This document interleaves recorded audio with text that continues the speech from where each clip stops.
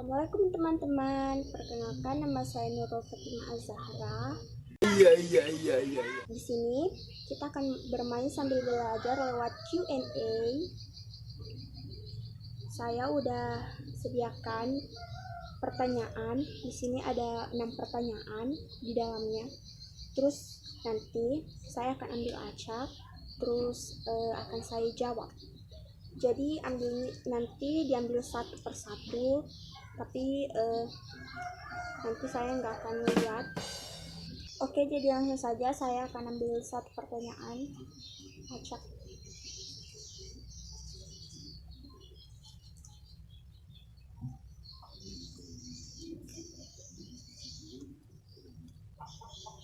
Oh, panjang ya. Bagaimana pembukaan hadis pada abad kedua, pembukuan 4, 6 sampai sekarang. Oke, jadi saya akan menjawab pertanyaan tadi tentang pembukuan hadis pada abad ke berapa tadi? 2, 3, 4, 6. Nah, pada abad kedua itu pembukuan hadis sebagai masa penulisan atau pengkodifikasian hadis secara resmi dikarenakan instruksi khilafah dan beberapa alasan yang lainnya. Kemudian pada abad ketiga masa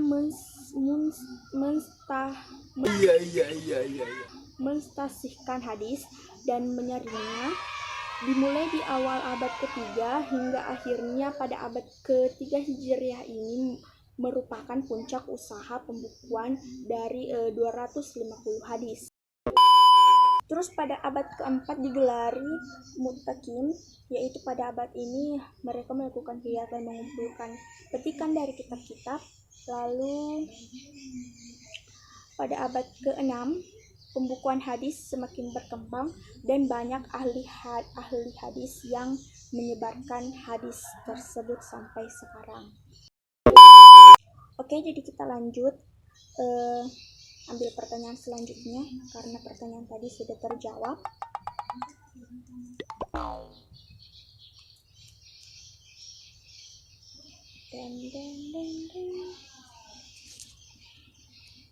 Apa syarat kabul suatu hadis? Oke, sekarang kita berbicara tentang syarat kabul suatu hadis. Jadi saya akan menjawab pertanyaan yang tadi tentang syarat kabul suatu hadis. Yang pertama yaitu sanadnya bersambung, yang kedua bersifat adil, yang ketiga bersifat dhabit, yang keempat hadisnya tidak syadz, dan yang kelima tidak terdapat padanya illat. Dari 5 kriteria yang tadi saya sebutkan, ada 3 yang berhubungan dengan sanad hadis tersebut. Suatu hadis manakala sanadnya tidak bersambung atau terputus, maka hadis tersebut tidak dapat diterima.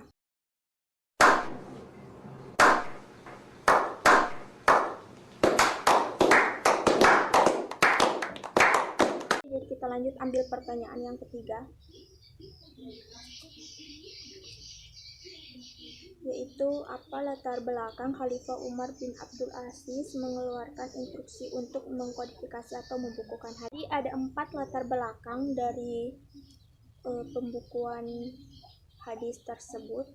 Yang pertama yaitu Al-Quran telah dibukukan dan dikhawatirkan akan bercampur dengan hadis, dan Al-Quran juga pada saat itu sudah tersebar luas. Yang kedua, banyak perawi atau penghafal hadis yang meninggal dunia.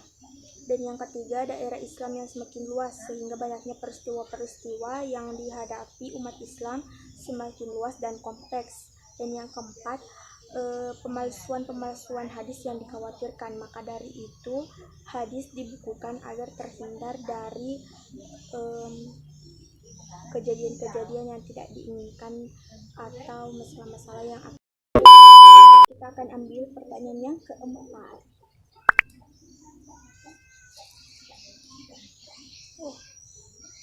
Bagaimana cara sahabat memperoleh hadis, dan sebutkan beberapa sahabat yang dapat banyak hadis.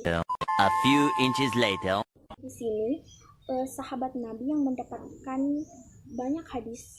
Ada beberapa yang saya ketahui. Yang pertama yaitu Abu Bakar, Umar bin Khattab, Utsman bin Affan, dan Ali bin Abi Thalib. Teman-teman, jadi karena cuaca lagi mendung, terus rumahku gelap, jadi saya pakai lampu dulu. Kita lanjut. Di sini tadi ada dua. Saya ambil pertanyaan yang ke-5. Pertanyaannya yaitu jelaskan mengenai hadis pada masa Nabi Muhammad SAW.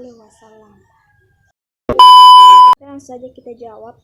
Jadi di sini hadis Nabi Muhammad SAW itu merupakan salah satu dari 2 sumber ajaran Islam yang harus diketahui.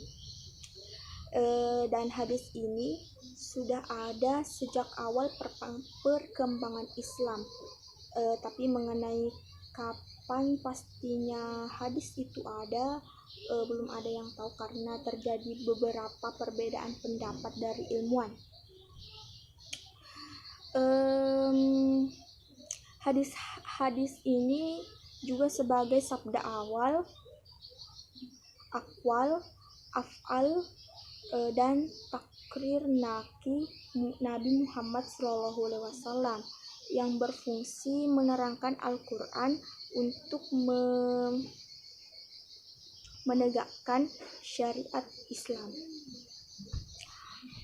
Hadis tersebar ke berbagai wilayah yang luas dibawa oleh para sahabat Nabi.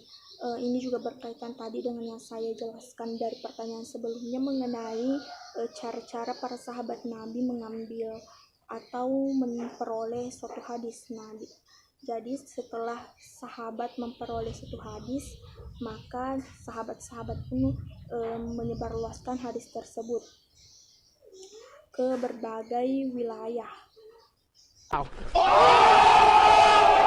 Kita beralih ke pertanyaan yang terakhir.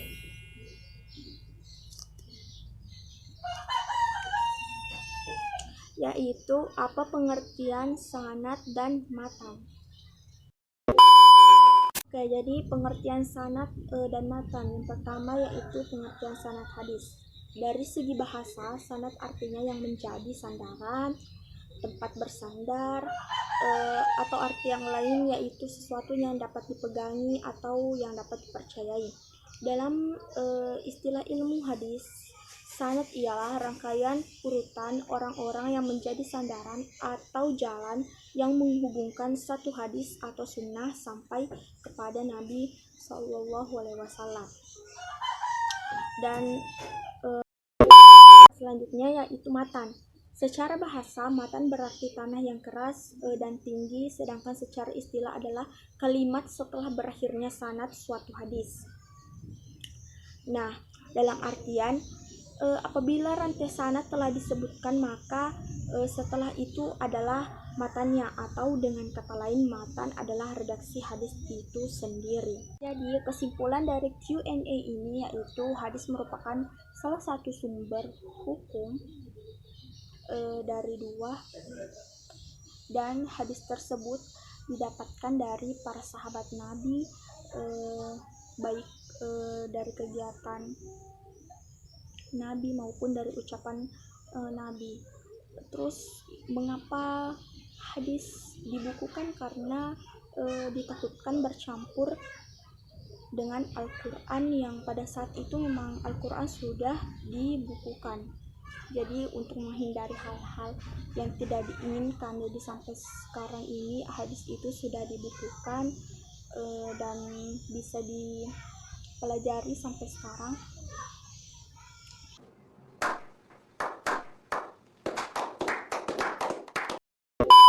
Nah, karena pertanyaannya sudah habis dan semuanya sudah terjawab, maka